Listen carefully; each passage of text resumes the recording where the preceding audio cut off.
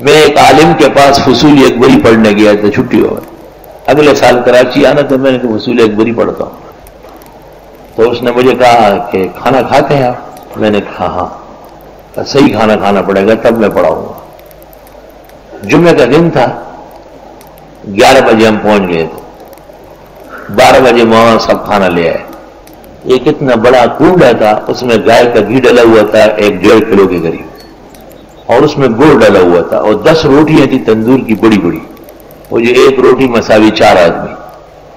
تو میں نے آدھی روٹی کھائی وہ گھی کے ساتھ، بس کیا میں نے. کہنے لگا آپ طالب علم نہیں، آپ نہیں پڑھ سکتے بالکل. اور وہ جو 9.5 روٹیاں تھیں مولانا صاحب نے وہ گھی میں ڈالی، اور وہ آستین ایسے کیا تھوڑا سا، اور اس کو ایسے کیا ختم کر دیا. میرے کو چاٹ کیا. مجھے کہا چاٹ سکتے؟ میں نے کہا نہیں حضرت. میں تو سمجھ گیا کہ واقعی وہ سبق تو بہت مشکل ہے، مجھے پڑھنا ہی نہیں ہے. جمعے کی نماز میں انہوں نے خوب تقریر کی ماشاءاللہ، بڑا تسلی آرام بہترین تقریر، بہت تسلی سے خطبہ پڑھا، نماز پڑھائی. نماز کے بعد لوگوں نے کہا کہ کھانا کھایا ہے؟ کہنے لگے نہیں. کہا کھانا تو نہیں کھانا، تو اب جا کے کھائیں گے. کہ یہ مہمان آیا تھا، اس میں تھوڑا سا کھانا لایا، یہ نے نخرہ دکھایا اور نہیں کھاتا ہے. میں حیران ہوا کہ یہ کیسے کھائیں گے. اس کے بعد جب وہ کسی کے یہاں دعوت تھی، چاول پکے تھے، اس میں اتنا بڑا بڑا گوشت ڈالا تھا. استاد نے آواز دیا لگا وہ خراڑا لگا، اس کا آواز دی اتنا سارا گوشت لے آئے. وہ چاول پہ رکھ کے مجھے کہا آپ تو کھائیں گے نہیں. میں حیران تھا کہ کل تک میں نہیں کھا سکوں گا. اس کے بعد جب میں روانہ ہونے لگا، کہنے لگا چونکہ مجھے آپ کے مرنے کا اندیشہ ہے، آپ کھانا نہیں کھاتے، اس لیے میں سبق نہیں پڑھا سکتا. میں نے کہا کہ میرے باپ کی توبہ ہے. میں واپس آیا. مجھے اصل میں حضرت مولانا لطف اللہ صاحب نے فرمایا کہ میں رمضان شریف میں فصول اکبری اور تہذیب وہذیب نہیں پڑھاؤں گا، منطق. جب حضرت کی خدمت میں گیا، پوچھا کہاں گئے تھے؟ میں نے کہا مولانا عبد الواجد کے پاس جلسہ ہی گیا تھا. کیسے سنایا حضرت، ایسے ہنسے، ایسے زندگی میں نے فرمایا چل لاؤ کل سے ساری کتابیں جو پڑھنی ہے سب لاؤ. 7 اسباق حضرت پڑھاتے تھے. روز کہتے تھے منطق نہیں پڑھاؤں گا، منطق نہیں لاؤ. میں نے کہا ٹھیک ہے جی. پھر سبق پڑھا کے 5-6 کہتے تھے منطق کی مروڑ ہے، میں لڑ دو پڑھا گیا. پھر کہتے میرا اعتکاف برباد کیا آپ نے، تباہ برباد کیا، کل سے نہیں پڑھنا. میں نے کہا ٹھیک ہے جی. پورے مہینے پڑھایا. حضرت پورے مہینے کا اعتکاف کرتے تھے، یکم رمضان سے اخیر تک. شام کا اعتکاف ہوتا تھا. مولانا عبدالحق اور مولانا بادشاہ گل اور وہی جان یہ ان کے ساتھ اعتکاف میں آ کے ہاتھ ملاتے تھے. 2-3 منٹ بیٹھ کے بس چلو. حضرت 2-3 باتیں کر کے قبلہ رخ ہو جاتے تھے فوراً. پورا سبق پڑھایا، ایک دن ناغہ نہیں کیا. لیکن روز منطق کو پڑھانے کے بعد شور شرابہ کر لیتے تھے کہ اعتکاف میں کوئی منطق پڑھتا ہے، تجھے کہاں سے اتنا شوق ہوا ہے، یہ وہ. میں چپ چاپ جواب دینے تو کسی کی ہمت نہیں. اگلے دن پھر پوچھا حالانکہ منطق میں جمرے میں جی ہاں ویرانا شعبے بھی دیتا شعبے بھی پیارے گورا کلمہ اعتکاف خراب ماتا اعتکاف تھا وہ برباد. حضرت شفیق تھے بہت زیادہ، ان کا کرم اور مہربانی. وجزاهم اللہ عنا وعن هذا العلم احسن الجزاء. اللہ تعالیٰ ان کی قبر، روح اور جسد پر کروڑوں رحمت نازل فرمائے. ہم جیسے نکموں کو ایسے شوق ذوق، ایسی شاندار شخصیت سبحان اللہ پڑھانے لگے تھے. جب بنولی ٹاؤن میں پتہ چلا تھا کہ میں ان کا شاگرد ہوں تو بڑے بڑے استاد دور سے ملنے آتے تھے. کیا پڑھانے سے، کہاں تک پڑھا ہے اللہ. تو بعض اساتذہ بہت سخت ہوتے ہیں واقعی، بہت زیادہ.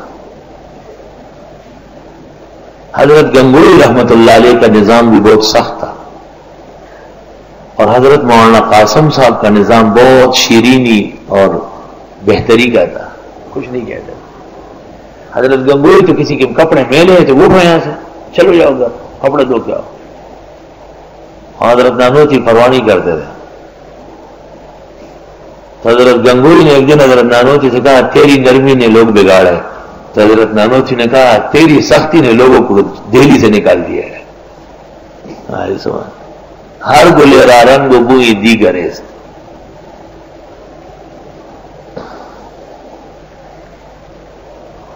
حضرت نانوتوی بہت کمگو تھے، سوائے خاص موضوع کی بات نہیں کرتے تھے. تو کسی نے ان سے بیعت کی تھی، پھر خط لکھتے تھے، مولانا جواب نہیں دیتے. تو انہوں نے حضرت گنگوئی کو شکایت کی کہ میں اصلاح حال چاہتا ہوں، حضرت لکھتے نہیں مجھے. تو جب حضرت گنگوئی تشریف لائے دیوبند، مولانا محمد قاسم صاحب کو کہا کہ کیسے گونگے پیر ہو کہ لوگ پوچھتے ہیں اور تم بولتے نہیں. تو حضرت نے فرمایا لو بھائی آج بولتا ہوا پیر آیا ہوا ہے، اس سے پڑھ لو، یہ بولتا ہوا پیر ہے. جب حضرت نانوتوی کا وصال ہوا تو حضرت گنگوئی نے کہا کہ دنیا سے علم کی علاوت ختم ہو گئی. حضرت گنگوئی کو مرتے دم تک کسی نے ہنستے ہوئے نہیں دیکھا. کوئی پوچھتا تو کہتے مولانا محمد قاسم کے انتقال کے بعد بھی میں ہنس سکتا ہوں. ایسا عشق اور محبت تھی. جس طرح انسانوں پر رحم کرنا ہے، اس طرح کبھی کبھی جانوروں پر بھی رحم ہونا چاہیے. ہمارے منصور بھائی باقاعدہ ہماری بھینسوں کی دعوت کرتے ہیں، پورا ٹرک گھاس خرید کے بھیج دیتے ہیں کہ آج بھینسوں کی دعوت ہے. تو یہ مسکین اس لیے تھے کہ ان کی کشتی تو تھی، چل رہی تھی، لیکن جو مزدوری آتی تھی وہ قابل کفایت نہیں تھی، گزارے کے لیے کافی نہیں. تو مسئلے دو معلوم ہو گئے. ایک تو یہ کہ فقہاء نے جو تعریف کی کہ مسکین اس کو کہتے ہیں کہ جس کے پاس کچھ نہ ہو، یہ تعریف غلط ہے. فقیر اس کو کہتے ہیں جس کے پاس کچھ نہ ہو. مسکین اس کو کہتے ہیں جس کے پاس کچھ تو ہو لیکن پورا نہ ہو.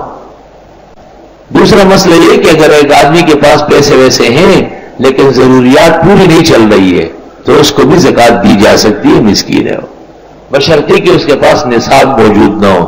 52.5 تولے چاندی یعنی 5,676 روپے. 5,676 روپے یا شکل نقدی یا سونا یا مال تجارت جس کے پاس گھر میں موجود ہو وہ کچھ نہیں لے سکتا زکوٰۃ. ہاں غیر زکوٰۃ لے سکتا ہے. وہ جو کشتی تھی وہ تو مسکینوں کی تھی جو کام کرتے تھے سمندر میں. فارت تو نہیں بہا، میں نے چاہا کہ اس میں ایک ڈالو. وکان وراءہم ملک، ان کے پیچھے بادشاہ لگا ہوا ہے. یاخذ کل سفینۃ غصبا، جو لے رہے تھے ہر کشتی کو بگاڑ میں.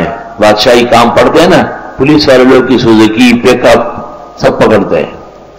بادشاہ کا نام تھا ہدد بن بدد. ہدد بن بدد ظاہر ہانگا ولد بانگا. ہاں یہاں ایک شخص ہے، میں نے کہا بیٹے کا کیا نام ہے؟ کہا عبداللہ.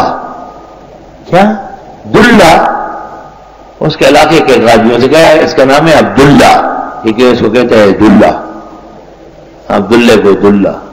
نیو کراچی میں ایک تھا ہندو بھائی، پوچھے تم ہندو کیسے ہو؟ کہ ہندو نہیں بدھو. میں نے کہا